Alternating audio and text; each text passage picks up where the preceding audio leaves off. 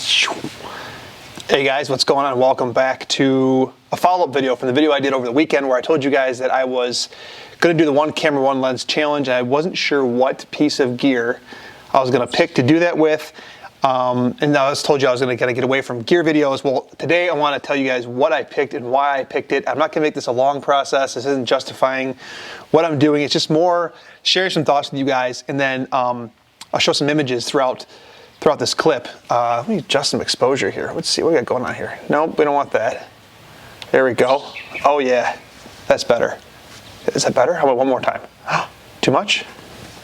I don't think so. Okay. So what I ended up picking, which I may or may not include in the title, so maybe you already know, is this bad boy right here. This is the FujiFilm X100V. Oh, there we go. Canon, you got it. The FujiFilm X100V. I picked this for a couple of reasons, and I want you guys to consider it. If you're going to do this, you don't have to buy a new camera. You don't have to buy this camera.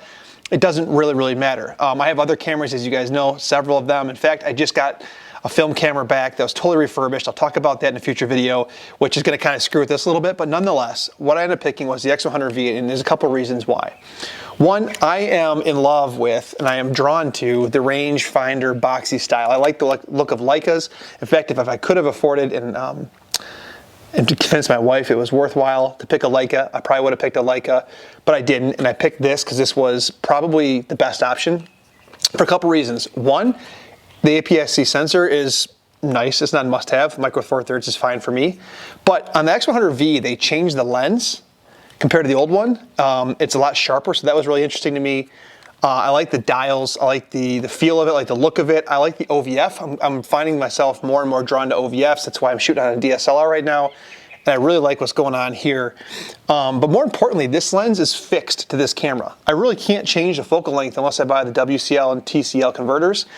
With one little caveat, there is digital teleconverter in here if you shoot JPEG, where I can make the 35 equivalent focal length to 50 or 70 if you're shooting JPEG, and then it'll interpolate the missing megapixels or the crop megapixels and give you a full-size file output at 50 or 70 millimeters.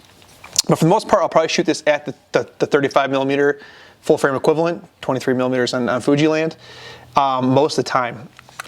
Second, the other reason is that I've really started, as you guys know, and started to draw away from the whole idea of post-processing photos. Although I can, and Capture One comes for free, and they're also giving you Luminar for free with this, which is interesting. I've got 4 different setups, and I don't know if I can even show you guys this, if the camera will focus on this, but I've got 4 different setups in here. Let me see if I can get this to focus. So if you guys can see that, I've got 4 different setups. They are Kodak Portra 400, Superior Extra 400, Kodachrome 64, and then Acros, and I have some other ones. And so for me, the reason why I love that is because it takes the whole post-processing, get in front of a computer, which some people love, but I don't. It takes that away and makes it more about the photography, makes it feel more like film. The other camera that I've kept this entire time, never sold, not only because it's an heirloom, but because I like the way it makes me think about photography, is my Canon AE1, the film camera. It lets me focus on composition and exposure triangle, and then the film stock is the film stock. So when I put that film stock in, I gotta think in black and white, or I gotta think in Kodak Ektar, I gotta think in HP5, whatever it is. And that's just where I am, and there's no other options, and I love that. I actually like being limited. So for this, what I'm gonna do for a long while, maybe a long while, is shoot with this one camera, one lens for anything I have to do, whether it's family stuff, whether it's portraits I'm doing, whether it's an event that I'm being asked to photograph. I just gotta move my feet. I'm having a baby this weekend. So this Sunday, my wife and I are having our 3rd child. It's a girl, and we haven't named her yet. We have some options, but it's a girl, and I'm gonna bring just this camera. I'm not gonna bring anything else. I'm gonna shoot everything with this, which is more than fine. There's nothing else you need, but it takes the gear out of it. And now all I'm thinking about is what kind of photos do I wanna try to get, what angles, how do I want to set up, you know, the little crib thing that she's in. I'm thinking about photography, and that was the whole point, is I can't put a different lens on this. There's nothing missing from a technical standpoint from this, except for different focal lengths. And I don't need to screw around in post-production, which takes away the whole fun. I can just snap it and go. So that's why I chose this camera. I know some of you guys that are here for Micro Four Thirds are gonna be like, oh, come on, man, you're going to Fuji, what the heck? It is what it is. I'm sorry. I still have Micro Four Thirds stuff. In fact, I'm shooting this on a Canon 80D. I have that. I still have my Fuji XF10.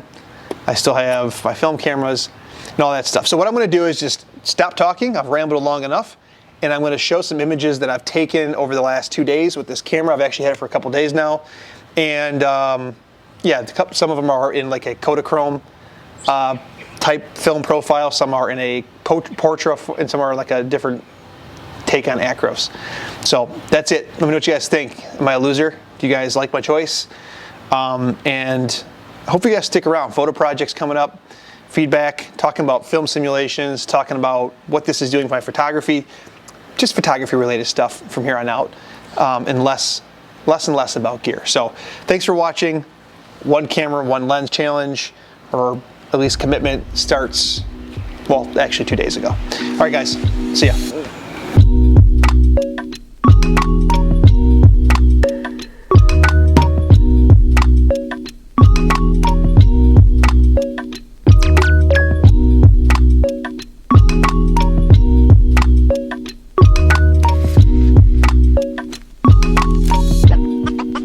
But it's absolute.